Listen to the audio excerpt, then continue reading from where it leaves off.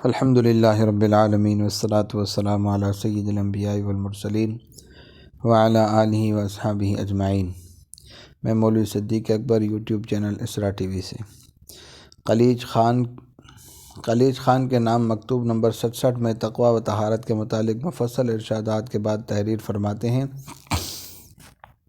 دوم آپ کا شکریہ ادا کرتا ہوں کہ لاہور جیسے بڑے شہر میں آپ کے وجود سے بہت سے احکام شرعیہ نے رواج پیدا کر لیا ہے۔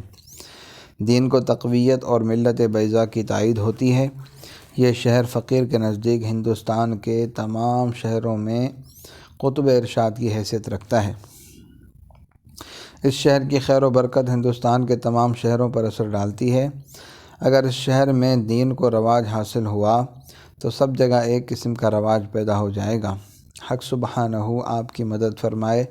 رسول اللہ صلی اللہ علیہ وسلم کا ارشاد ہے، میری امت میں ایک جماعت ہمیشہ رہے گی جو غالب ہوتے ہوئے حق پر ہوگی۔ اس کی مدد چھوڑنے والے قیامت تک اس کو نقصان نہ پہنچا سکیں گے۔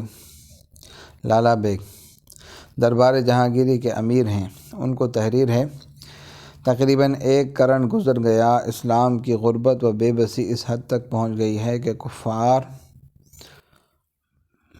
اس پر بھی قناعت نہیں کرتے کہ بلاد اسلام میں کھلم کھلا احکام کفر جاری کریں، بلکہ خواہش یہ ہے کہ احکام اسلام کلیتاً زائل ہو جائیں اور اسلام و اسلامیت کا نام و نشان بھی باقی نہ رہے۔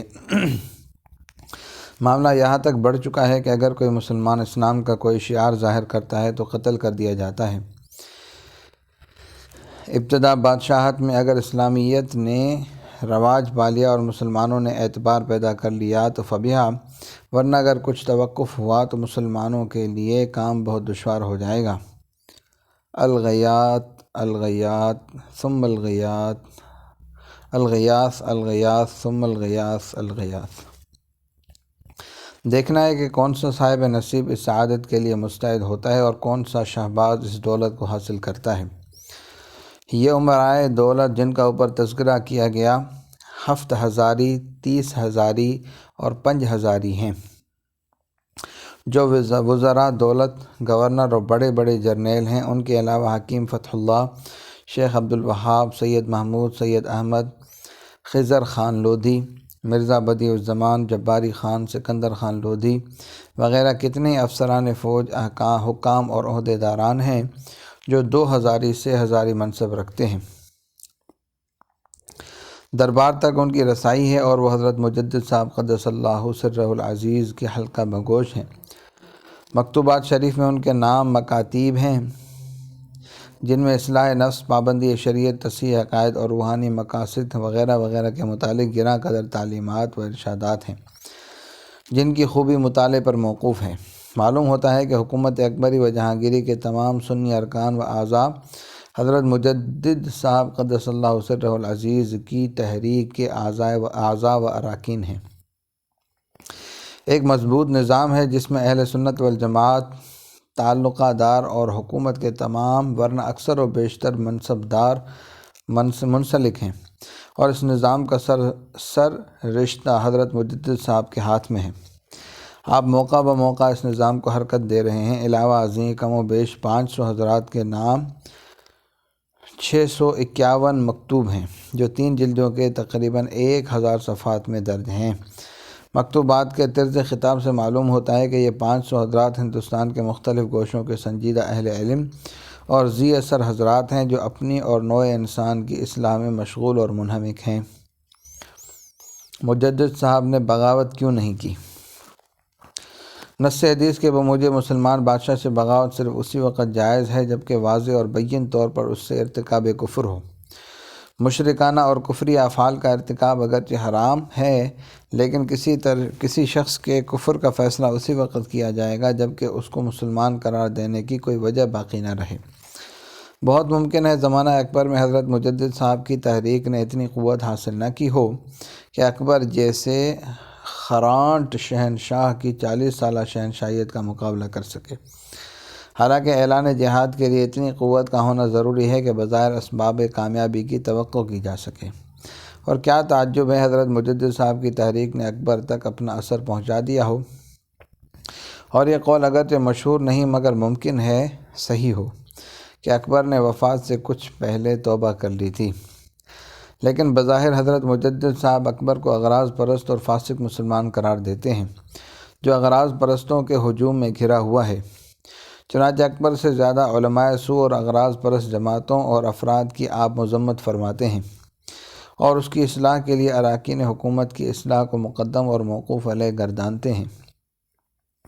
اس کے علاوہ حقیقت یہ ہے کہ جو شخص اپنے لیے حکومت کا خواہاں نہ ہو بلکہ حکومت کی اصلاح اس کا نصب العین ہو، وہ خون ریزی کو صرف اسی وقت ضروری سمجھے گا جب اس کے بغیر اور کوئی چارہ باقی نہ رہے۔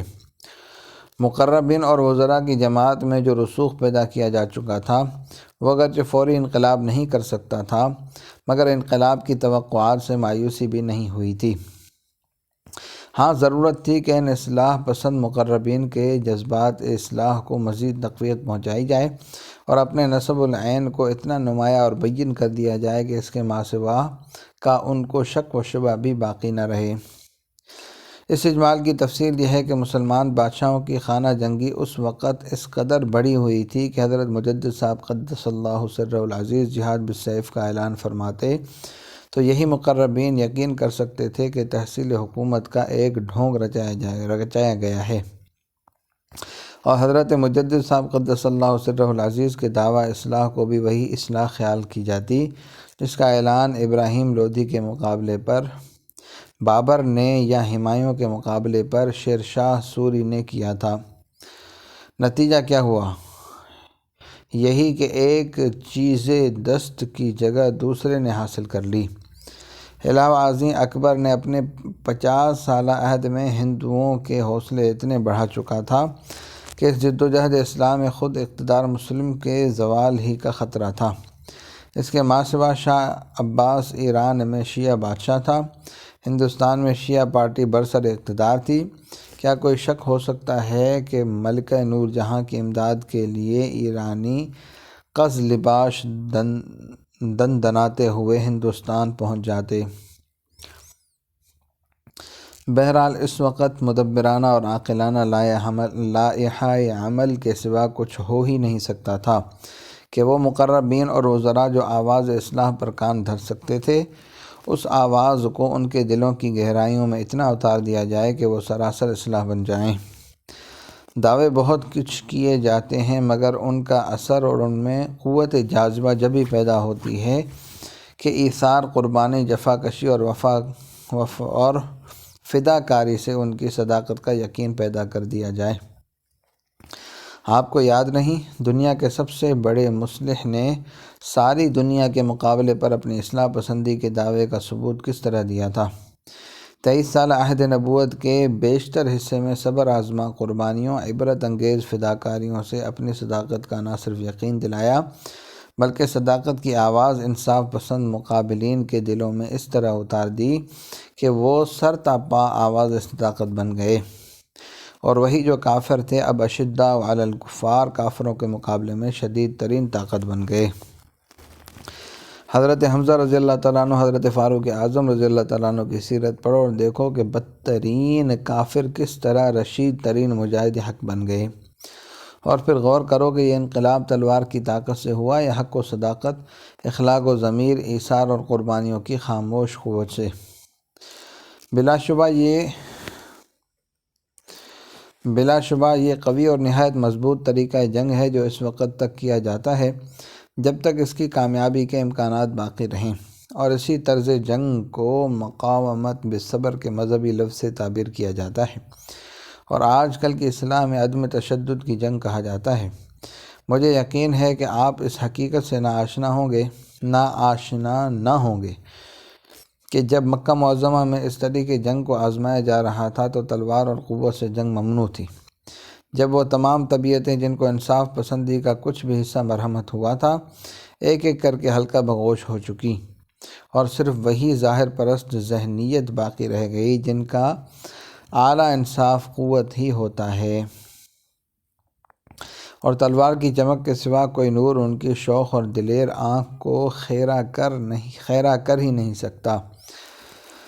تب خاص احتیاط اور شرائط کے ساتھ تلوار اٹھانے کی اجازت دی گئی تمہیں یہ بھی معلوم ہوگا کہ جنگ کے یہ دونوں طریقے آج بھی مشروع ہیں، اور شریعت غراء موقع بموقع ہر ایک کے اجراء کا حکم دے کر ایک ہی ثواب دونوں کے لیے تجویز فرماتی ہے۔ نہیں بلکہ رسول اللہ صلی اللہ علیہ وسلم کا ارشاد تو یہ ہے کہ افضل الجہاد کلمۃ حق عند سلطان جائر وفی روایت کلمۃ عدل، کہ سلطان ظالم کے سامنے صداقت اور انصاف کا کلمہ ہر ایک جہاد سے افضل ہے۔